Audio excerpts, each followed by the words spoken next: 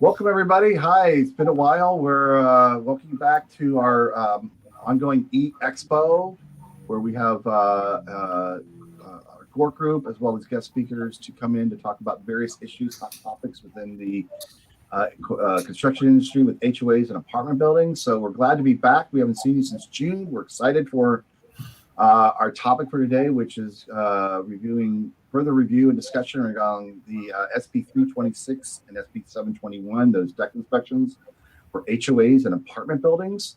So I'm gonna take it over and introduce the team, the core team, introduce themselves. So Daniel, do you want to start off?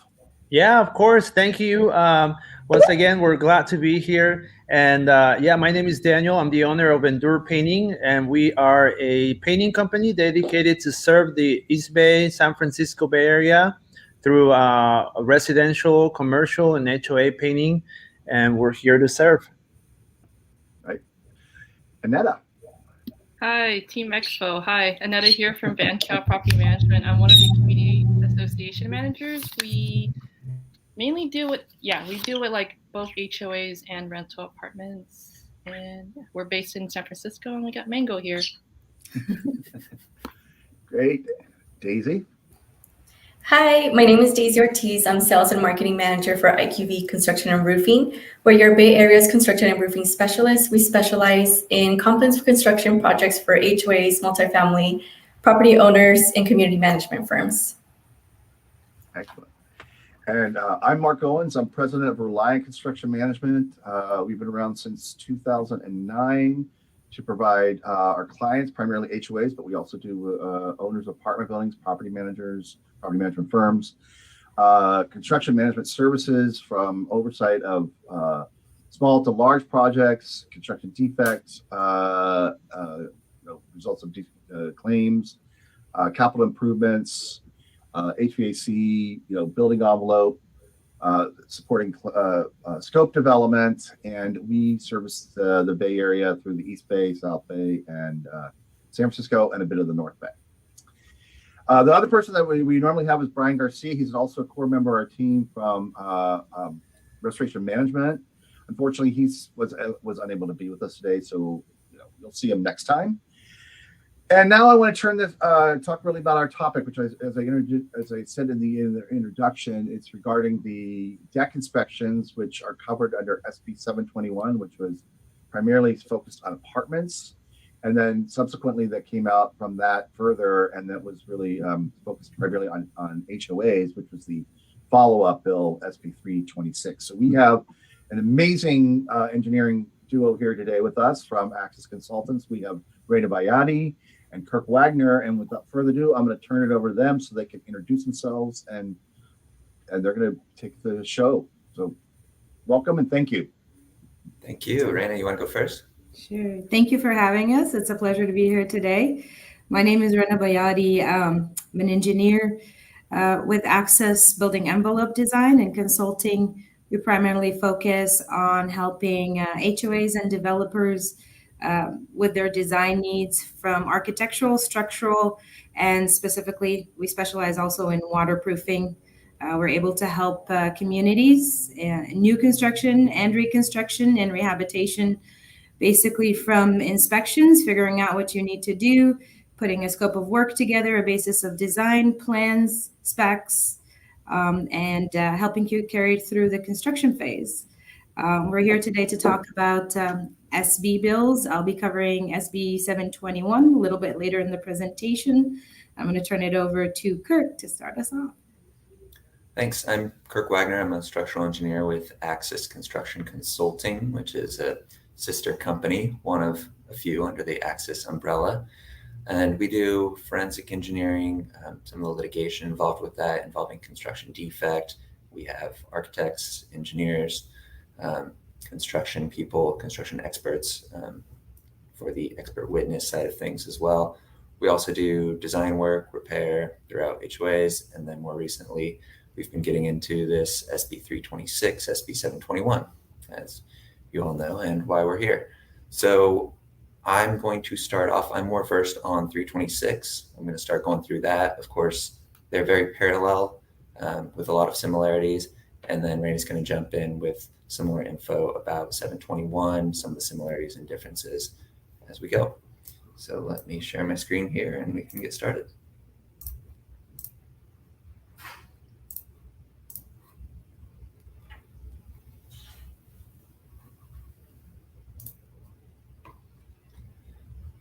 All right, can anyone just verify that you can see it now? Yes, we can see it. Okay, great, thanks. Looks good. All right, so exterior elements. You probably have a basic understanding of what these are based on what you've heard and what we've already talked about so far today. But we'll go through, like I said, SB326 is my area of expertise more. So I'm going to kind of start with that and go through the basics of that. But much of it applies to 721 as well, and Raina will jump in. Let's see, I'm going to start off here with some definitions, things that I think we all need to know and understand that I will use frequently. And if I explain them up front, it's going to make a lot more sense. So first of all, exterior elevated elements, people call them EEEs.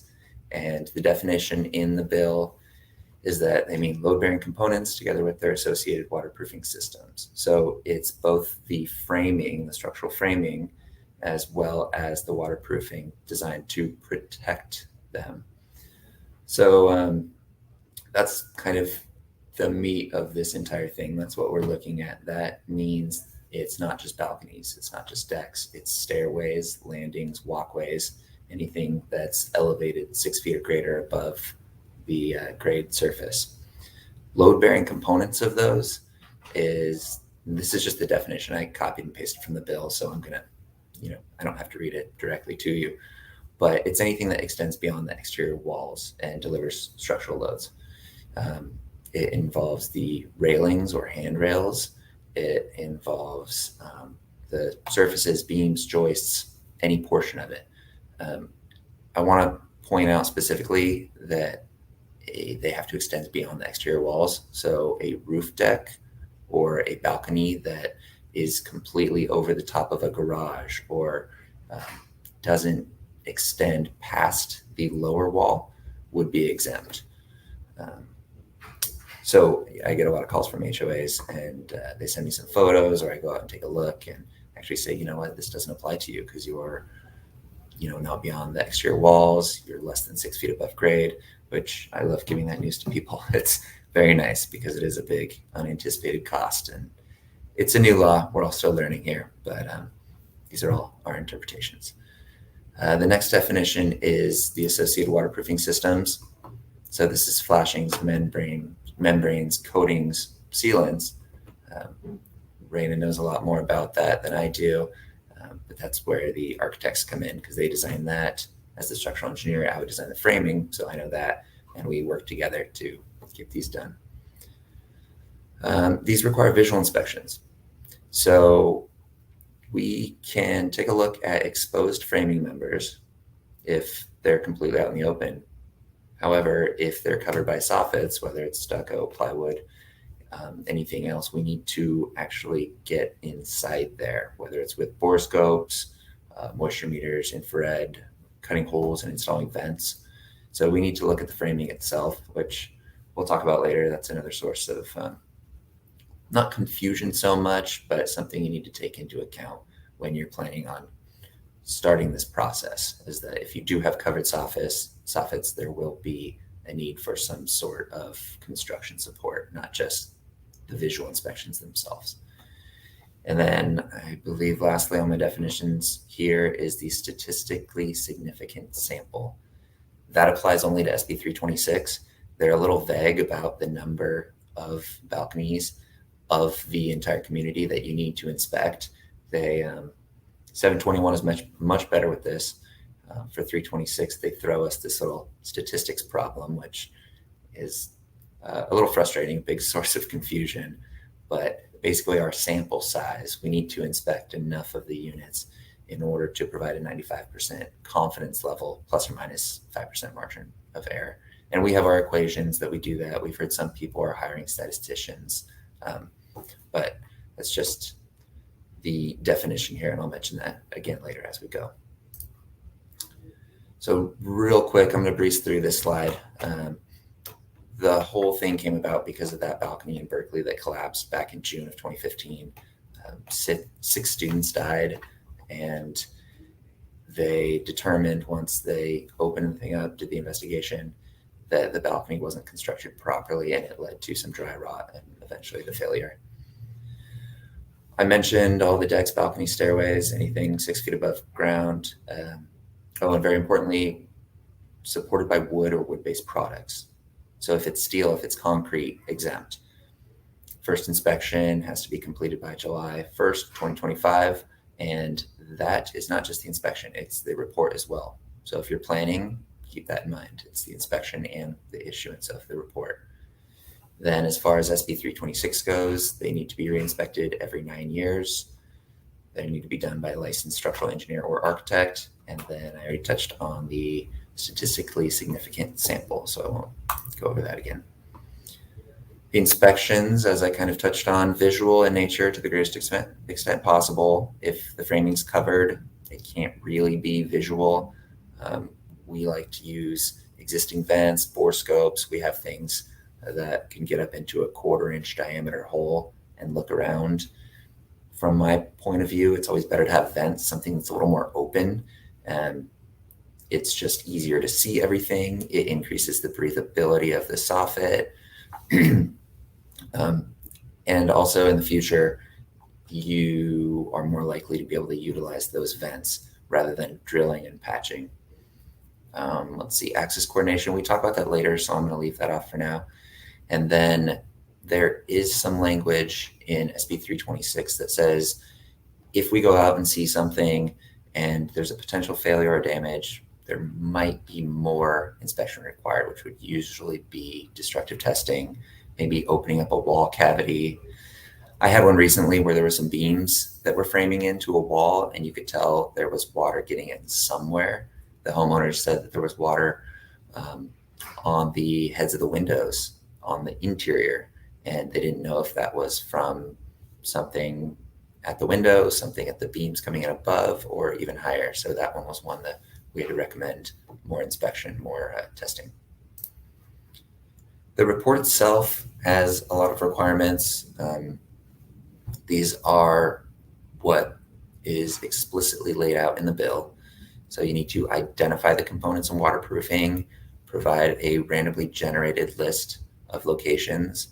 So you have all the balconies, all of the elements in the community, and you then have to figure out what your sample size is, and then you have to randomly generate a number or a list of locations based on your numbers. So for instance, if you had 100 balconies, you would typically have to inspect about 80 for SB326. And so you'd use a randomly generated list to figure out which 80 those are. Then let's see, current physical conditions, just document what's out there, what it looks like, the expected future performance of them, and the remaining useful life. This is a little difficult, open to interpretation, based on whichever inspector you have out there. But ultimately, is it going to last another 9 years or not? Because that's when the inspection needs to be done again. So hopefully it will. But I've recommended 2 to 3 years. I've said, this isn't going to last 9 years. It might be 5. But that is something that needs to be included in the report. And then repair recommendations. And then if there's any life safety issues. So that kind of kicks you into a separate category. And I'll go over that on the next slide here. The 326 requirements are that if the inspector finds any life safety issues, 15 days after the report is done, they also have to send it to the governing code enforcement agency, which is city building department. I don't imagine it would go to anyone else, and I haven't had to do this yet, so I'm not even sure what the building department does with it. I don't know if they know yet because it's so new. There are, and Rena will talk about this later, but 721 kind of lays out the guidelines of what happens in this situation a lot better than what 326 does.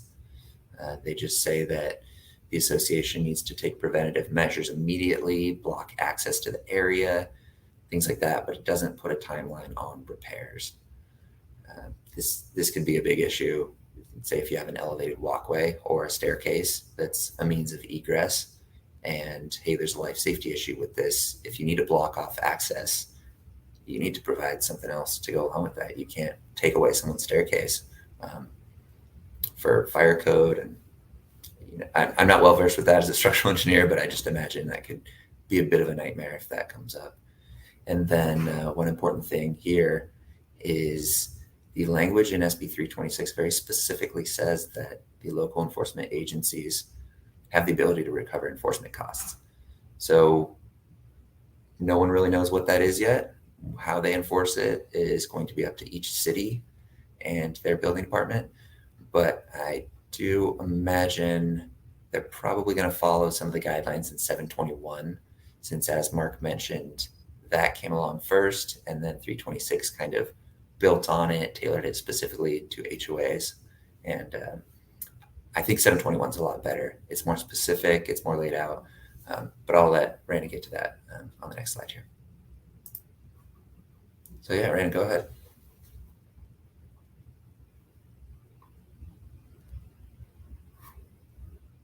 There you go. So 721 and 326 are very similar. I lost the screen. Thank you. In the sense that I'm going to cover some similarities and the minor differences between each. They still apply. They basically, 721 applies to apartment buildings with wood structures. The elevated elements are defined in the same manner, which is any wood-based element that extends beyond the building wall and is above 6 feet from exterior grade. The requirement that you need to complete this by is same as SB 326, which is January 1st, 2025. And as Kirk mentioned, you need to have your reports completed by then. So should really plan to have your inspections done prior to that with enough time to get everything turned in. The first difference between the two of them is, while SB 326 needs to be conducted every 9 years, SB 721 needs to be conducted every 6 years. And then the other portion that is different, SB 326 requires a statistically significant sample, whereas SB 721 is very particular. It requires 15% of each of the elevated elements. Giving you an example, you have 10 decks, you have 10 walkways, and then you have 10 staircases. You would have to inspect 15% of each, say 1.5. You can't really just do 1.5, so you would have to do 2 of each of the elements to meet that requirement. Another thing is the report is actually submitted to the owner. It does not state in there that it needs to be turned into the local enforcing or building department, but it does set more stringent guidelines on if you find any issues. You have 120 days to submit for a building permit to complete those repairs. And then you have another 120 days from the approval of the permit to complete the repairs, unless you specifically receive an extension. So they are pretty definitive on the timeline that you have to come up with a scope of repair, and then a timeline to actually complete that work, unless you ask for an extension, with a valid reason. The other difference between 721 and 326 is a licensed professional that is able to complete the inspections and provide a report. SB 326 is very specific. You can either have a licensed structural engineer or architect. SB 721 gives you a little bit more wiggle room. So you can either use a licensed architect or a licensed civil engineer or a licensed structural engineer. And there are a little bit different. Structural is kind of a step up from civil engineer. The third one, which a little more flexible, is you can use a licensed contractor. And the caveat is that licensed contractor has to have a minimum of 5 years experience in constructing multi-story wood-framed buildings. So they really do have to have had experience in building wood structures for more than 5 years with multi-story. So, and then the last one is a certified building inspector. And that's kind of pretty much really covers the main differences between SB 326 and 721 and their applications. I wanted to pause here for a second, see if we have any questions before we move on to some questions that we've pretty much have run into, in providing this presentation, and questions that we typically get back from owners and associations and developers. Sure. I have a question. Okay, so basically, this is just a visual inspection, right? So you're not really doing any destructive testing? Yes and no. Yes. Yeah. So if it's exposed framing and we can see the load-bearing members, then yes, it would be visual entirely. But if there is a soffit or something covering the load-bearing components, then there would be destructive testing involved, because you do need to visually inspect the load-bearing components, if that makes sense. Okay, so is it like a full destructive testing, or just some light testing that gets done? No, it would be light testing. Okay. So yeah, we use borescopes. We can do 3-inch diameter holes for vents. We can drill even smaller holes if you want to patch and paint. And that is one of our questions that we were going over later. So I'm glad you brought it up even before that. Oh, okay. But yeah, there's a variety of methods. It's not like you have to drop the entire soffit. Got it. I have a few questions, but I'm going to wait till after. But one I'm going to ask right now, but I'm going to wait till after your next slides and talk about sort of like the commonly or frequently asked questions, because some of these might be answered. But I think one of the things that I know about these, whether the owner or a representative from the owner is going to be turning in these reports, and I know both Kirk, you and Raina did mention that the cities probably, all these city entities and municipalities are probably still catching up, trying to figure out how they're going to ultimately manage this. But when you say turn it in, it's like you go in the building department, you're turning it in. It's just like it's just not typical stuff that you do. So I don't know if you have an answer. I mean, each city is going to probably be different, but it's going to be potentially a mess when that happens. And where I will, any clients that I have, I'll plan on letting them know that it will not only will probably be a mess, it potentially could get lost. You may have to resubmit it again. I mean, it's just going to be one of those things until they kind of, and each city has their strengths and their challenges as an ongoing thing. And then throw the pandemic through all this, and a lot of this stuff is virtual, and some of those have responded better. So it's not really a question. I'm just sort of bringing it up as I know it's going to be a headache for all and a challenge, adding to just sort of the intricate pieces of these moving parts and the getting it together and putting together of it. And then you folks, if you were engaged by myself or Annetta or whomever, would be it's going to be fun.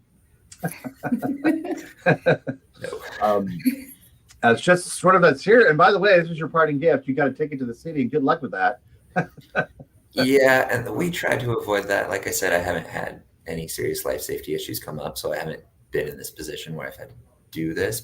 But if I see something, I'm not going to wait to inform the HOA until, hey, here's your final report, and I'm sending it to the city in 15 days.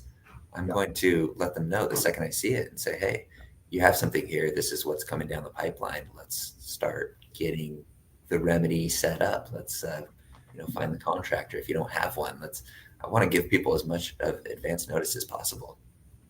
Yeah, I know, like certain cities are all cities are going to be really, that begs a big red flag type thing going on. And the last thing we want is, and I think we all of us, especially you folks, can, Raina and Kirk, can attest to, if the city's coming out and they're going to red tag and you don't have a remedy yet, not only is it going to get really aggressive and the clock's going to really start speeding up, and there's really no way to slow it down, and rightly so, because they're looking at life safety, is that it can start costing more money, because they'll start slapping fines, because they're going to want to get this done and force it to get done. Plus, they don't mind, making some money in the process if they have to.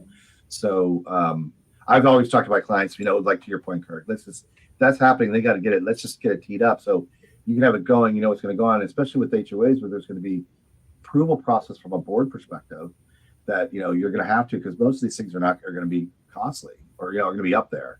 And any sorts, you know, any monies, you know, from a, you know, certain, especially the reserve accounts are going to have to be approval. So, and you know, it's just, I'm getting in the details here, but you're right. I mean, it's just going to be, you know, even the general, you know, getting there is going to be, can be challenging, but.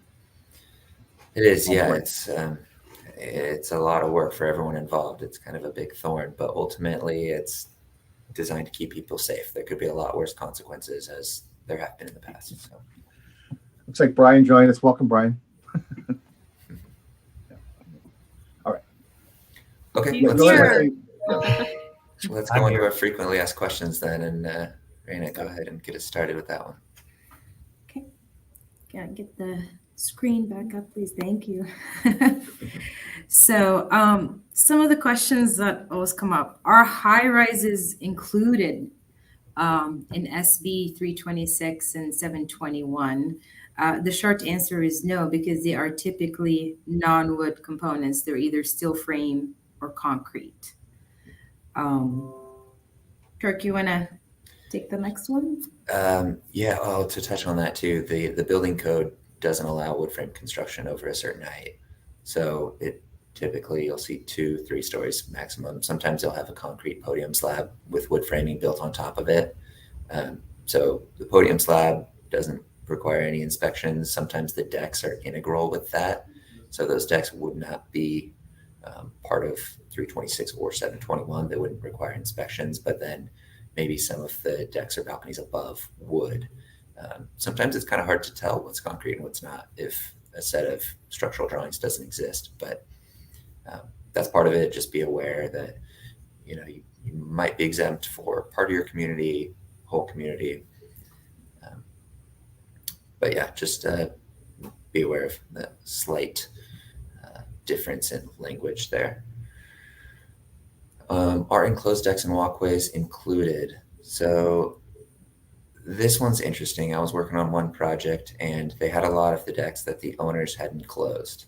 So technically the balcony itself and the one above it now is either not a balcony or does not extend beyond exterior walls. So my answer to that one, and again, we're still interpreting and figuring this out, but my answer to that one was, were the enclosures permitted? Because if they were permitted and built correctly, then they should have been waterproofed correctly. And that's the whole issue here, was that there was some waterproofing deficiencies in Berkeley, which led to the framing rotting, decaying, and failing. So if they were built correctly, then in theory, you wouldn't have the waterproofing issues. But again, that's still up for debate. That's kind of our interpretation, but I, at a bare minimum, would ask the person who enclosed it, was it permitted? And then also, are there any signs of water intrusion on their now interior portion? Because you may still have the same waterproofing from the deck above. And usually if it's not just a stucco soffit, if there's drywall, you start seeing stains and it's a lot more evident that there could be an issue. What is the required timeline for repairs? I think we touched a bit about that. SB 326 does not specifically provide a set time when you need to complete the repairs. But as Kirk had mentioned, if there is a life safety issue and that report does end up going into the building inspection, I would assume, you know, this is just hypothetical, they would follow similar to SB 721 and provide you 120 days to come up with a design, submit for permit, and then you will have another 120 days after that to complete the work. There is language in there that is subject to extension, which means I think it will fall back to the local ordinances of the cities and the county that is in charge to work with each of the owners on coming up with a plan and a timeline to execute that. SB 721, which is for apartments, is pretty clear on that time. But then again, it does provide language in there for an extension. I would think, if you have a proper repair plan in place, and we all know right now in this climate, it's kind of hard to procure material within 120 days and labor and get bids. So I would think they would be willing to work with you on that timeline. The next one, a lot of people ask, can the same company who does the inspection do the repairs? And yes, as long as you have someone who is qualified to do the inspection and someone who is qualified to do the repairs. So you need to have, the licensed structural engineer or architect if it's SB326 doing the inspection, but you also need a licensed contractor to do the repairs. So yeah, there's no language that prohibits that. Now, of course, you probably want to go out for bid and make sure you're getting the best prices and do your due diligence in that respect, but there's no language that prohibits this. I generally recommend to the clients to make sure that you get, estimates from both the service end and the construction end. And if you do choose to proceed with a company that has both services, for example, Access has multiple companies. We have forensic, structural design. We also have a construction company that is able to perform the repairs. And in that sense, we typically recommend that ownership hire a third party, such as a construction management company, similar to what Reliant offers, to make sure that the checks and balances are in place and you have someone available to maintain the best interest of the ownership. And the last one on here that we get a lot, the statistically significant sample.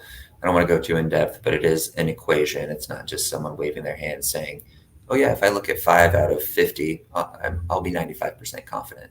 That's not what that means. All right, I'm going to go to the next one. That is some questions that you should be asking for when you're soliciting bids and things like that. I think we're over the 30-minute mark, though. Are we okay to keep going, Mark? We're fine. We're fine. You keep going.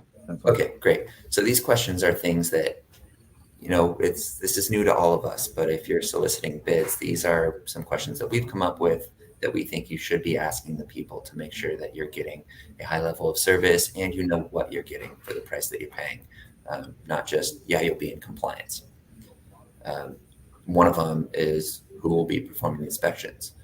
We've seen a lot of companies that are saying, we'll do SB326, and then you dig into it a little bit and find out that they don't actually have any licensed architects and they don't have any licensed structural engineers.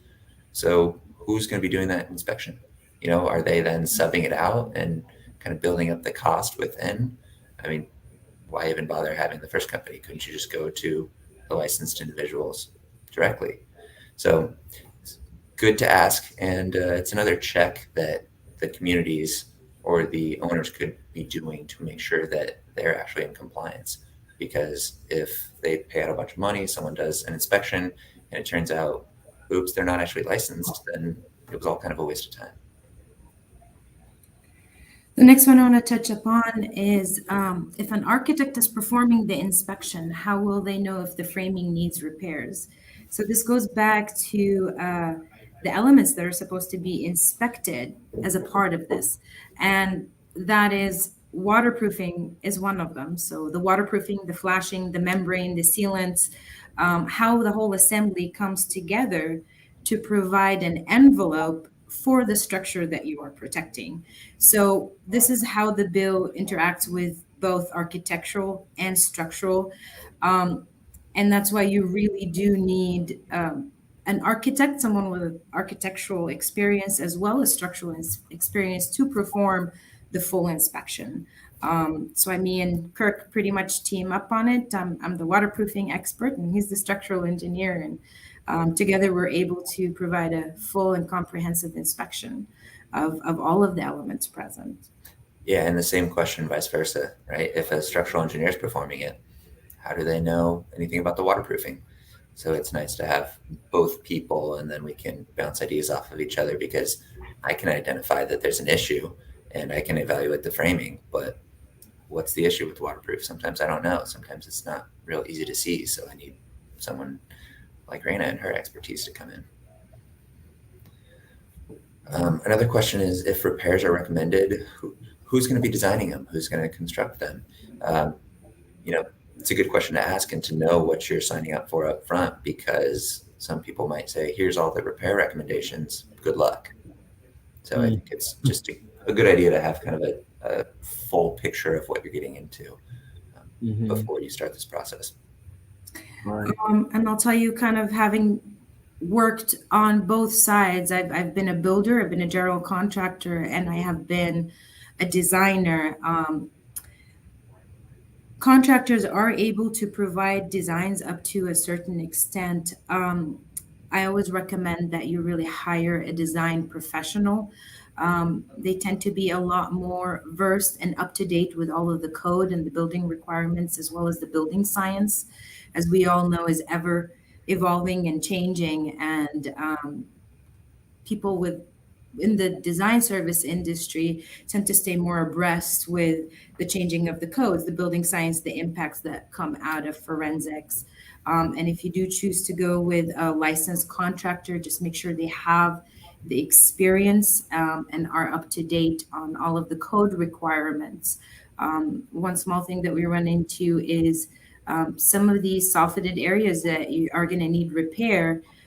Aside from the waterproofing and the structural component to it, there's a fire resistivity element that needs to be evaluated, as well as a hygrothermal element that needs to be evaluated, which the contractor might not necessarily, be aware of. I have run into areas where there's been repairs done and the repair looks great from a waterproofing and a structural standpoint. However, the fire resistivity was not maintained on the main means of egress, or the vent that was installed now has a hole in the assembly that can cause moisture accumulation within the system. So outside of just waterproofing and structure, make sure that whoever you're hiring to design this looks at all elements and the impacts of the repair on all of the assemblies associated with that EEE. The next one I'm just going to go over real quick, because we've already discussed our methods of inspections with borescopes, small holes, vents, but it's just something you should ask up front if you're planning on getting this done. What support you require, what does it look like, and really I think the homeowners want to know how it's going to look after the inspections are done. Is this whole thing going to be torn up? Are we going to have 2 new small vents? Where are they going to be? Kind of an aesthetics issue too. So it's important to ask that question, as well as the next one. Or sorry, Raina, do you want to add on to that? Not really. Just keep in mind that poking a hole and trying to match the existing stucco or paint or whatever is in place to the detailed eye will always stand out. So, and then the other thing to think about is in 9 years, you're going to have to poke another hole if you choose to patch it.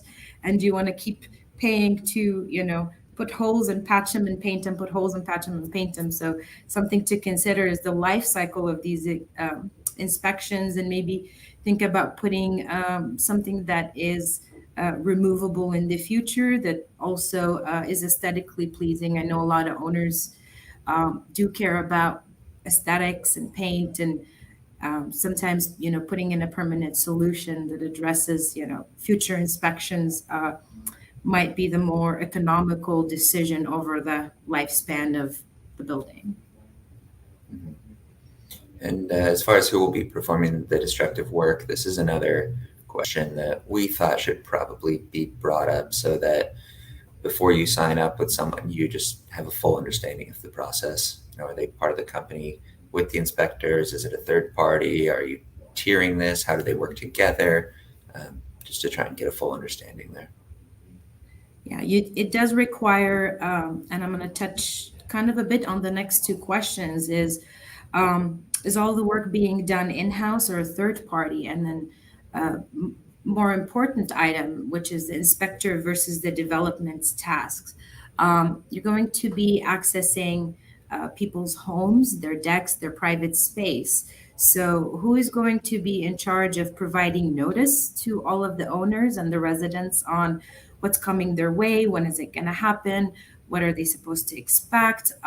Most of the time, we're able to access these elements from the exterior, but there are some situations where we're not going to be able to safely reach a balcony from a ladder, and it will require access from the interior. So when you're talking about properties, multiple units, multiple residents, who's going to take on that task of communicating with the community and letting them know what's going to happen, the date, scheduling the time that it's going to happen, and if there's any follow-ups that need to happen. And then more importantly, who is going to be performing the work? If you have enclosed soffits, and you're not going to be able to just visually inspect everything. So who's going to do the cutting to allow the engineer to access the interior of the frame? Who's going to patch it? How are they going to paint it? Are they going to close it up? So it really does require a team of people to complete this inspection. And it's not just most architects, I'll tell you, and engineers, me and Kirk don't carry hole saws, and we don't go busting stucco, and we look and we do the visual inspections. We're going to need someone to perform the construction aspect of it, and we're going to need someone to coordinate with the community and provide access and educate everybody on what's going to be happening.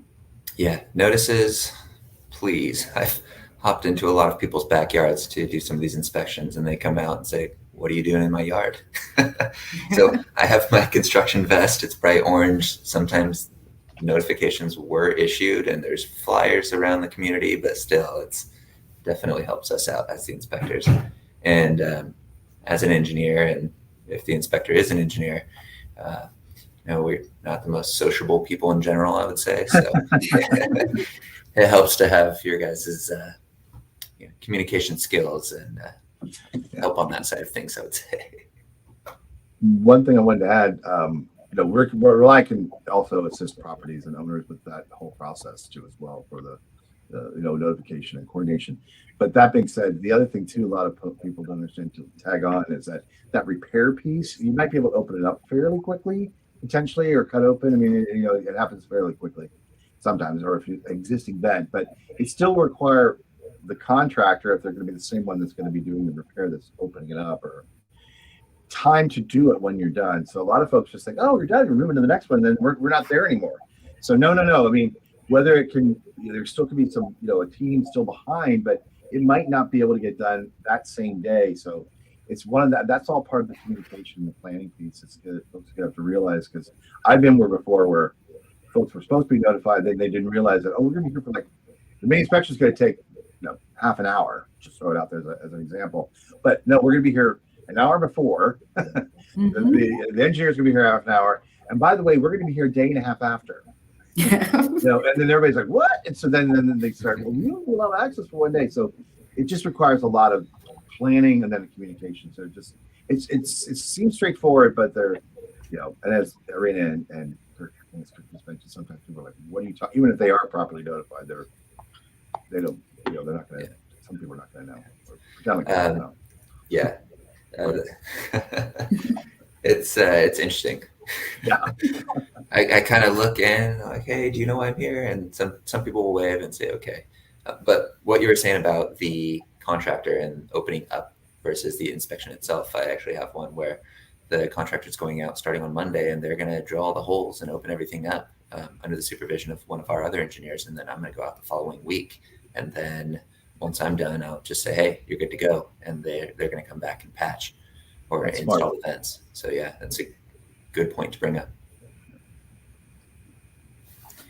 I think that's it for us. I want to thank everybody for joining us and listening to this new and hot topic, which I know impacts a lot of multifamily communities as well as apartments. And I'm going to leave it back to everybody if they have any questions. Thank you. I have just one question for the future. Assuming that we're working on balconies, like we're Trace, like us, painting companies, and we're gonna be painting and going on top of those balconies. Are we gonna have to like ask for proof that the balconies have been inspected? Or would that be a good practice that would become for painting contractors or anyone that's working on those decks? Reina, I think it's prudent, definitely, to make sure that the work has been completed and cured.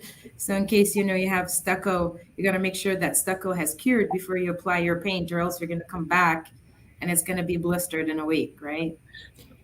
Yeah. So my question is more towards 2025 future wise. Once they're supposed to, everyone's kind of have to have all their decks inspected, and we're gonna paint a building. Can we request that proof, and it has this building been inspected before we start actually going on top of decks and painting other areas? Would that have to be a requirement? I see it as a liability issue. So if the deck looks pretty severely deteriorated and you as a business owner think, hey, I don't want my guys on top of this, and I can tell that it hasn't been inspected, then yes, I would definitely bring it up. It's interesting. I think that would be up to the individuals in the HOA as well as with your company. I see. The one thing I would ask is if you get out there and there's a lot of damage, please just don't paint over it. Bring it up. I was inspecting. I mean, there's a lot of these that I've seen where it looks fine from the outside. I go up there and I just touch it with my finger and it's just a shell of paint around nothing. Yeah. The beams underneath are completely either termite ridden or deteriorated, decayed out, and it looks great from the ground. And I get up there, there's no beam left. That's scary that there's some companies that would have done that. Yeah, that's true. I think, Daniel, chiming in about what Kirk said, liability. I mean, it couldn't hurt you as a business owner, you're bidding on something you would get awarded, or as the bidding process, just say, hey, I see you have elevated, a 4-story wood frame building or a 3-story wood frame building. And I see there's these elements that they spoke about that should have been already inspected, and just to say, hey, have they been inspected? Just so you actually have it and see what they respond, and then you can go from there. I mean, I just think it's more about your liability and your safety for your crew. It doesn't necessarily mean to prevent you from, but it would kind of be good practice to, right, from your perspective, to know what you're getting into if you get on there. Yeah, exactly. Thank you. Does anybody have anything else? Questions? Okay, well, this has been excellent. Thank you, Reina and Kirk. It was just informative, really, really, really an amazing presentation and very pertinent to where we are right now. And appreciate your time, and also, letting us know and our viewers know about what you also can provide from the Access companies, and then giving a great overview. So from behalf of everybody on the team, we want to thank you, and also all of our viewers, and we will be back soon for our next installment. Thanks. Thank you for having us. Thank you. Thanks, everyone.